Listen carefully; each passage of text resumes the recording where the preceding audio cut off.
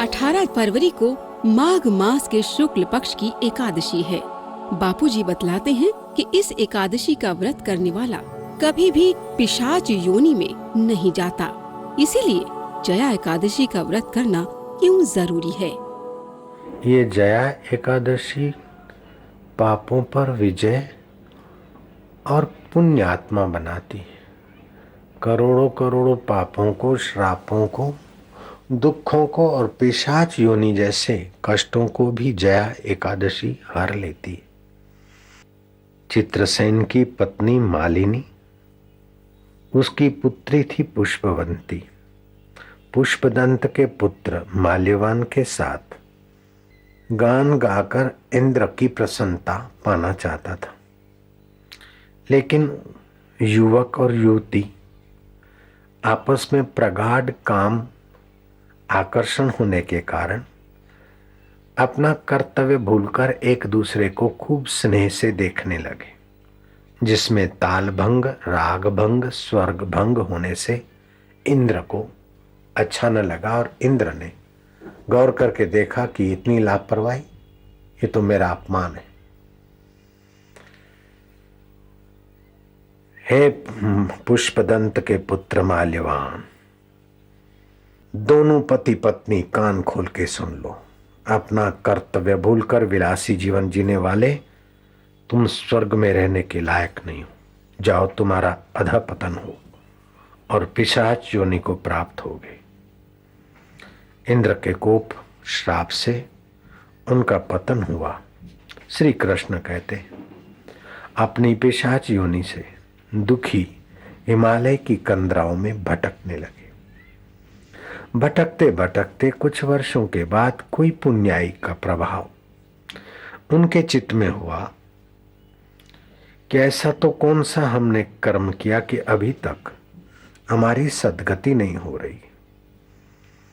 विचार करते करते सूझा, साधु संतों के कथा में माघ महीने के स्नान की बड़ी भारी महिमा है। ऐसे ही माघ मास की जया एकादशी का व्रत करने से मनुष्य पिशाच योनि को प्राप्त नहीं होता। माघ मास की जया एकादशी का उपवास करने से अग्निष्टम यज्ञ के फल की प्राप्ति होती है और करोड़ों करोड़ों पाप निवृत्त हो जाते हैं। तप से, दान से, होम से, हवन से जो फल होते हैं, एकादशी के व्रत से व्यक्ति प्राप्त करके अपनी सद्गति कर सकता है। दोनों पति पत्नी ने निर्णय किया और सुबह भगवान नारायण का स्मरण करके, प्रभु पापनाशिनी, भक्ति दायिनी, सद्गति दायिनी एकादशी का व्रत हम करेंगे, मौन रहेंगे, काम बेकार से एक दूसरे की और आंख उठाकर देखेंगे भी नहीं। आज हम पापनाशिनी पुण्यदायिनी एकादशी का व्रत कर। श्री कृष्ण कहते, युधिष्ठिर, दिन भर उन्होंने कुछ खाया नहीं, न कोई अन्य चेष्टा की। शांत स्वभाव के देव की मूर्ति को देखना, देव का स्मरण करना, देव की शांति में, जप में डूबे रहना। इस प्रकार दिन पूरा हुआ। रात्रि को थोड़ी भूख लगी, फिर भी दृढ़ निर्णय के कारण वे कुछ खाए पिए बिना ही रात्रि थोड़ा जागरण किए। 12 बजे तक जागरण होता है। फिर हरि सुमरण करते लेट गए। प्रभात को उन्होंने स्नान आदि करके सूर्य नारायण को अर्घ्य दिया, भगवान विष्णु पूजन करके एकादशी का व्रत छोड़ा। धर्मराज युधिष्ठिर उस व्रत मात्र से उनके इस पिशाचत्व की मुक्ति हुई और देखते ही देखते वे पूर्ववत शोभायमान होने लगे। कथा कहती है कि देवराज इंद्र के समक्ष उपस्थित हुए।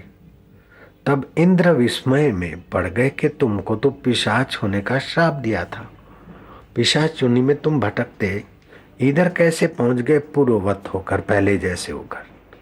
तब उन्होंने बताया कि पापों का शमन और पिशाच योनि का शमन करने वाली जया एकादशी का व्रत, भगवान के नाम का जप और संत के सत्संग से ये बात हमने सुनकर उसका फायदा उठाया। तब इंद्र ने कहा, साधो साधो, जो भगवान का भक्त है और व्रत उपवास रखता और संतों का संग करता है, वो तो मेरा पूजनीय हो जाता है। मैं तुम्हारा स्वागत करता हूं और तुम स्वर्ग का अमृत पान करो। माल्यवान और पुष्पवंती, तुम्हारे को श्राप तो मैंने दिया, लेकिन तुमने जो सत्संग किया, व्रत रखा, उसके प्रभाव से तुम पूर्ववत हो गए हो। तुम्हारी और मेरी ये वार्ता जो सुनेंगे, वे मनुष्य लोक में कितने भी पापी तापी अपराधी वृत्ति के लोग होंगे, फिर भी सत्संग सुनेंगे, व्रत रखेंगे, भगवान नारायण का ध्यान करेंगे, तो वे भी विनिर्मुक्त होकर स्वर्ग के अधिकारी हो जाएंगे।